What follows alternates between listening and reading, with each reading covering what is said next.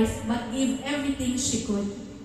I am empowered because I was raised by a woman who taught me, through her limitations, how to be limitless.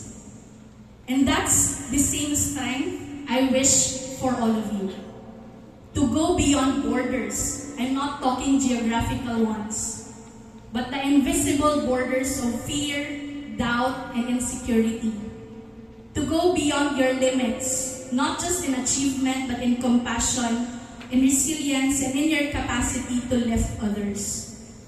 When you explore the world, explore peace, not only with your eyes, but with your heart. Because true exploration begins when you learn to see people beyond their culture, their differences, and beyond what's visible. When you connect with people, connect deeply. Listen to their stories, understand their struggles,